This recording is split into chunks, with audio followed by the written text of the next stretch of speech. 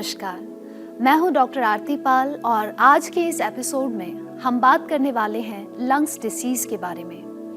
Lungs disease आजकल बहुत ही common हो गई है। हर आम व्यक्ति के बीच में आप एक ऐसा व्यक्ति पाएंगे जो लंग्स डिसीज़ से सफ़र कर रहा है। लंग्स डिसीज़ के विषय में हम थोड़ा सा जानते हैं। शरीर विज्ञान के अनुसार हमारे शरीर की सबसे छोटी इकाई हमारी कोशिका है, जिसको हम सेल्स के नाम से जानते हैं। और हमारे शरीर में निहित हर सेल्स को कार्य करने के लिए ऑक्सीजन की आवश्यकता होती है और यह ऑक्सीजन हमारे शरीर को श्वास के माध्यम से उपलब्ध कराई जाती है। श्वास के माध्यम से ऑक्सीजन फेफड़ों तक और फेफड़ों के माध्यम से यह रक्त में घुलकर हमारे शरीर की हर कोशिका तक पहुंचती है। सामान्य व्यक्ति करीब 25,000 बार प्रतिदिन श्वास प्रश्वास करता है, लेकिन जब व्यक्ति किसी लंग्स डिसीज से ग्रसित हो जाता है, वह फेफड़े से संबंधित किसी भी बीमारी से, चाहे वह अस्थमा हो, COPD हो, किसी भी प्रकार का इन्फेक्शन हो, न्यूमोनिया हो, ट्यूबरक्यूलोसिस हो, या चाहे कोई और लंग्स डिसीज हो या फेफड़ों की बीमारी हो, तो उस स्थिति में व्यक्ति की श्वास लेने की क्षमता प्रभावित होने लगती है और नतीजतन कई अनेक बीमारियों का जन्म होता है। US के एक डेटा के अनुसार US में मरने वाले लोगों में बीमारियों में एक बहुत बड़ा कारण, तीसरे नंबर पर एक बड़ा कारण लोगों की मृत्यु के पीछे जो पाया गया है वह लंग्स डिसीज है। तो आइए आज हम जानते हैं कि कैसे हम लंग्स डिसीज को योग के माध्यम से, योगाभ्यास के माध्यम से मात दे सकते हैं। कैसे हम इन फेफड़ों की बीमारियों पर योग के माध्यम से विजय प्राप्त कर सकते हैं।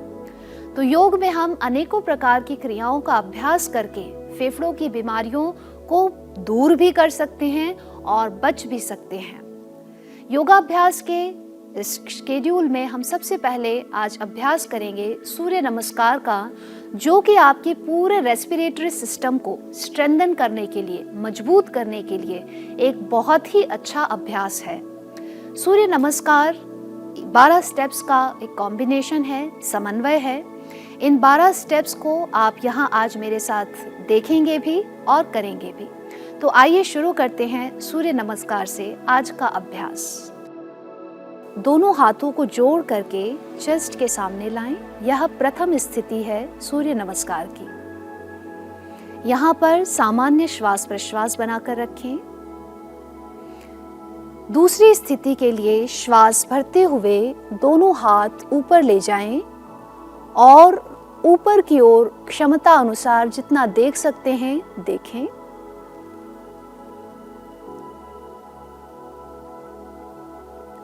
इसके पश्चात तीसरी स्थिति में धीरे धीरे सहजता से बिना कोई जर्क दिए आगे की ओर झुकें और हाथ यदि आपके जमीन पर आ जाते हैं तो हाथों को जमीन पर रख करके सिर को धीरे धीरे पैरों की ओर ले जाएं।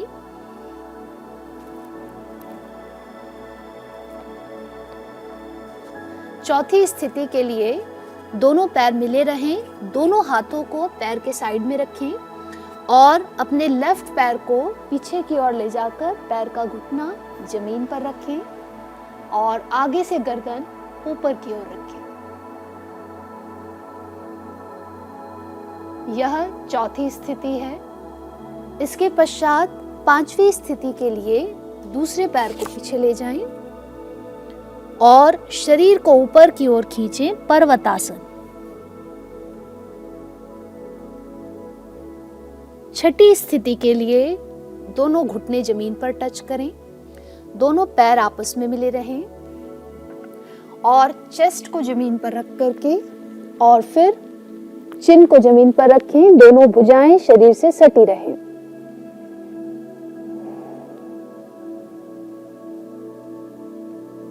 सातवीं स्थिति के लिए शरीर को पूरा फ्लैट कर दें, पैरों के पंजों को बाहर निकाल कर रखें और धीरे धीरे श्वास भरते हुए गर्दन ऊपर उठाएं।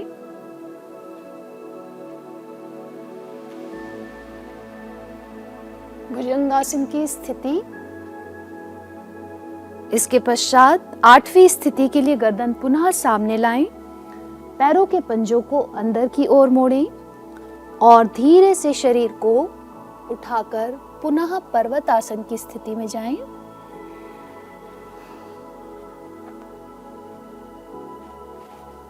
इसके पश्चात बाएं पैर को पुनः आगे की ओर लाएं। दोनों हाथों के बीच में पैर को रखें। गर्दन ऊपर की ओर रखें।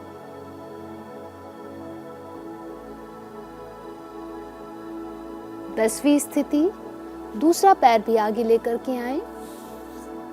पाद हस्तासन की स्थिति।